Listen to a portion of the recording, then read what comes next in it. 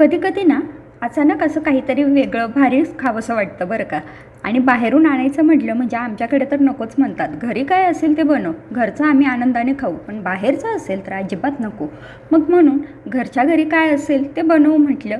आणि आता उन्हाळा सुरू झाला आहे, तर उन्हाळ्यामध्ये काहीतरी चटपटीत, थोडंसं आंबट-गोड चवीचं असलं तेच खायला बरं वाटतं. कारण असं साधं, तिखट असं काही असेल तर ते तर नको वाटतं. मग चला म्हटलं, आज आपल्याला काय साहित्य सापडतं आहे आणि त्याच्यातून काय पदार्थ बनतो आहे ते बघूया. फ्रीजमध्ये बघितलं पत्ताकोबी, गाजर, शिमला मिरची. जो पदार्थ बनवायचा होता त्याच्यासाठी हे सगळं साहित्य अवेलेबल होतं. मग काय, घेतले एक एक वस्तू चिरायला. सगळ्यात आधी तर पत्ताकोबी चांगली चिरून घेतली. आता याच्यासाठी दोन प्रकारे मी पत्ताकोबी चिरली. एक तर अशी बारीक उभ्या स्लाईसमध्ये, आणि दुसरी म्हणजे थोडीशी मोठ्या आकारात चिरली. ते तुम्हाला पुढे कळेलच ती कशासाठी चिरली ते. तर इथे अशी बारीक पत्ताकोबी चिरून घेतली आणि त्यानंतर जी उरलेली पत्ताकोबी होती तर ती अशी मोठ्या ओबडधोबड साईजमध्ये चिरून घेतली. फक्त काय तर ही पत्ताकोबी चिरली जायला पाहिजे एवढंच. त्यानंतर कांदा बारीक चिरून घेतला. शिमला मिरची होती, शिमला मिरचीसुद्धा चिरली. गाजर, हे सगळं असं बारीक चिरून घेतलं. आता जे चॉपर होतं तर चॉपरमध्ये पत्ताकोबी टाकली, जी ओबडधोबड चिरलेली होती ती, आणि चांगली बारीक करून घेतली. आता चॉपरमध्ये एक पॅच केल्यानंतर माझं लक्षात आलं की चॉपरने जरा वेळ लागतो आहे, त्यापेक्षा मिक्सरमध्ये लवकर होईल. मग मी काय केलं, बाकीचे पत्ताकोबी ना मिक्सरमधून बारीक करून घेतली. आणि थोडंसं गाजर ते सुद्धा बारीक केलं. आणि थोडी शिमला मिरची, म्हणजे साधारण पत्ताकोबी असेल एक पूर्ण गड्डा. गाजर, एक गाजर होतं आणि अर्धी शिमला मिरची, बस एवढं साहित्य. त्यानंतर हे सगळं चांगलं एकजीव केलं आणि त्यामध्ये 1 टीस्पून मीठ टाकून घेतलं. मीठ टाकून चांगलं कालवून घ्यायचं. आणि कालवून घेतल्यानंतर मिठामुळे ह्या पत्ताकोबीला पाणी सुटलं. मग हे पाणी ना असं हाताने छान पिळून घेतलं. पिळलेला जो भाग होता तर तो मी वेगळ्या ताटात काढून घेतला.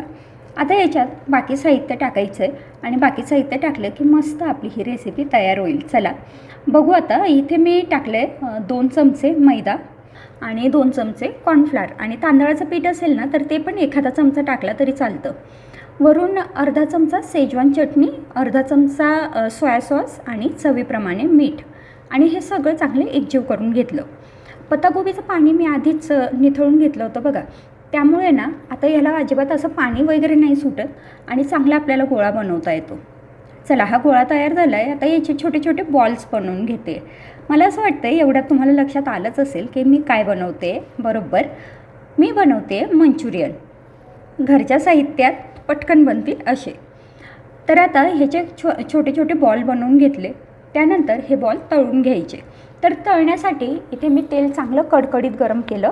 कडकडीत गरम झाल्यानंतर मंचुरियनचे जे बॉल बनवलेले होते ते ह्या तेलात टाकले आणि मध्यम गॅसवरती हे बॉल तळून घेतले. हाय फ्लेमवर जर तळले ना तर ते वरती तळले जातात पण आतमधून कच्चे राहतात. तर मी मध्यम गॅसवरती तळून घेतले. बरं, ह्या मंचुरियनला जर आपल्याला रेस्टॉरंट स्टाईल लुक द्यायचा असेल तर ह्याच्यात काही लोक कलरही टाकतात बरं का. पण मी सहसा कलर वगैरे अवॉइड करते. जेवढं आपलं घरगुती साहित्यात आपल्याला जमेल तेवढं मी इथे बनवण्याचा प्रयत्न करत असते. तर आता मंचुरियन तयार झाले. आता दुसऱ्या कढईमध्ये मी थोडंसं तेल घेतलं आणि त्यामध्ये आलं आणि लसूण असे किसून टाकून घेतले. साधारण 1 चमचा लसूण असेल आणि अर्धा चमचा आलं.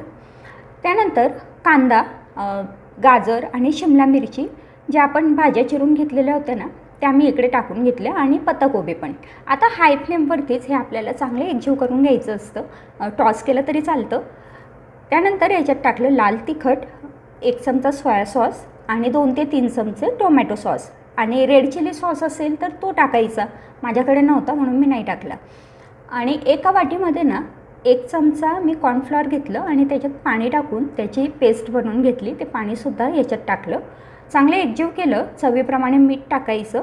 आणि हे चांगले एकजीव केल्यानंतर लगेचच आपले हे जे बॉल्स होते ना मंचुरियनचे जे मी तळून घेतले होते ते बॉल मी टाकून घेतले आणि हे चांगले छान असं एकजीव करून घेतलं. अगदी झटपट असे हे छानपैकी मंचुरियन खायला तयार झाले.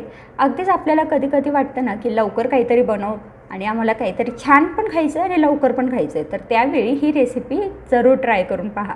तर आशा करते की हा व्हिडिओ तुम्हाला आवडला असेलच. तर लाईक जरूर करा आणि चॅनलला सबस्क्राईब करा, म्हणजे माझे येणारे नवीन व्हिडिओसुद्धा तुम्हाला पाहायला मिळतील. बेल आयकॉन प्रेस करा. पुन्हा भेटू पुढच्या नवीन व्हिडिओमध्ये. तोपर्यंत बाय बाय.